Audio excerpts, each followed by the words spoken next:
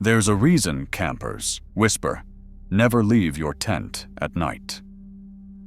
For decades, this warning echoed through campfires and scouting manuals, but its roots run deeper than simple superstition. In 1946, 8-year-old Catherine Van Alst vanished from Devil's Den State Park, disappearing for 6 days only to be found miles from camp, dazed and unharmed, in a place searchers had already scoured. Legends tell of voices in the darkness and creatures that lure travelers away. But the real cases are somehow even stranger. Why do so many vanish when they step outside their shelter after dark? And what happens in those lost hours that even search teams can't explain? The truth is, few ever return to tell their story. Around a campfire, warnings about the night take on a life of their own. The phrase, "never leave your tent at night," is more than an old saying. Its roots twist through generations of whispered stories and ancient caution.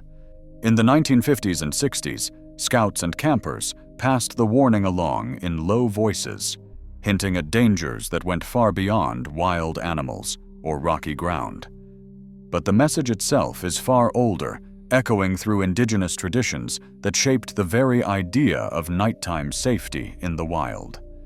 Among Algonquian peoples, the Wendigo was said to stalk the forests, a spirit of hunger and winter, able to lure travelers away from the safety of their fires. Not just a monster, but a lesson. Don't answer voices in the dark, and don't wander from shelter after sunset. In Navajo stories, the skinwalker could mimic the voice of a friend or loved one, calling from outside the tent, waiting for someone to step into the shadows. These tales weren't just for fright. They were survival instructions, passed down to warn children and adults alike that the boundary between safety and danger is thinnest at night. The vanishing camper girl legend is a newer thread, weaving together old motifs with modern fears. A camper slips away from her group, drawn by a call or a curiosity, and is never seen again. Sometimes she's found miles away, silent and changed. Sometimes she's never found at all. Each version is tailored to the local woods, the nearest river, the last campsite where someone disappeared. As the decades passed, these stories migrated from tribal firesides to scouting handbooks, and finally to internet forums, growing with each retelling. What remains constant is the sense that the night holds secrets, and that the tent, thin as it is, marks a line between the known and the unknown. The warning persists, not just because of what might be out there, but because so many who ignored it have vanished without a trace. On a humid afternoon in June 1946, 8-year-old Catherine Van Alst vanished from Devil's Den State Park in Arkansas. She had been playing near the dam with her brothers, both older, when she slipped away, barefoot, wearing only her bathing suit bottoms. The dense Ozark forest swallowed her within minutes. At first, her family searched the nearby trails, calling her name, convinced she had only wandered a short distance. But as hours passed and the sun dropped behind the limestone bluffs, worry turned to fear. Local authorities and park rangers arrived before nightfall. By the next morning, volunteers, Boy Scouts, and even bloodhounds joined the search. Planes circled overhead, divers scoured the creeks, and searchers combed every cave and ravine. But there was no sign of Catherine. Her father led search parties until exhaustion forced him to stop. Over the next 6 days, hundreds of people fanned out across the rugged terrain, expanding the search radius mile by mile. The forest's silence was broken only by shouts and the barking of dogs, but the only response was the wind through the trees. At night, some searchers reported hearing odd noises, rustlings, faint voices, always just out of reach. On the 6th day, hope had nearly faded. Then, a group from the University of Arkansas, led by Porter Chadwick, climbed a bluff nearly 7 miles from where Catherine had disappeared. As they called her name, a small voice answered from the mouth of a cave. "Here I am." she sat calmly, pale and tired, covered in insect bites but otherwise unharmed. Her feet were swollen, her swimsuit dirty, but she seemed unafraid. Rescuers were stunned. The cave was deep in rough country, far beyond where any 8-year-old should have reached alone. Catherine offered no explanation. She simply stood up and let herself be carried back down the mountain. The searchers, some veterans of wartime rescue, whispered that the park had never seen anything like it.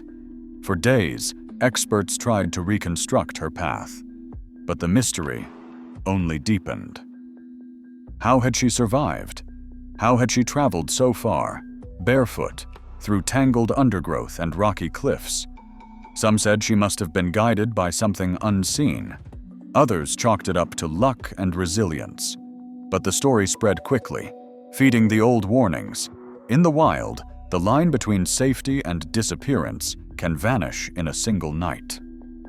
Case 2, Colorado, January 6, 1982. Barbara Oberholzer, age 29, was last seen hitchhiking along Highway 9 near Breckenridge. She had spent the evening with friends, then set out alone, planning to catch a ride home. Temperatures hovered well below freezing as darkness settled over the mountains. Later that night, Annette Schnee, 21, also vanished while hitchhiking, just a few miles away.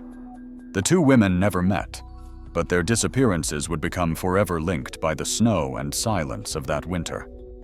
Barbara's body surfaced first. Searchers found her the next day, lying off a remote mining road, snow drifting over her coat.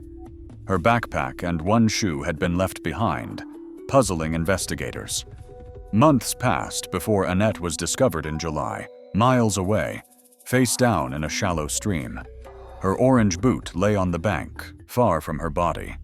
Both women had been shot. The isolation of their final locations and the fact that both were missing shoes raised questions that haunted detectives for decades. For years, the case stalled. Investigators followed every lead, but the evidence seemed to go cold in the mountain air. The only clues were fragments: a glove near Barbara's car, a single boot, a wallet dropped in the snow. The brutality of the crime and the remoteness of the sites made the possibility of a random encounter unlikely. Locals whispered about the dangers of hitchhiking, but the fear ran deeper, a sense that something, or someone, was hunting in the dark. Nearly 40 years later, in 2021, a breakthrough arrived. DNA evidence finally pointed to Alan Lee Phillips, a local mechanic who had lived in the area at the time. Arrested at age 70, Phillips was charged with both murders.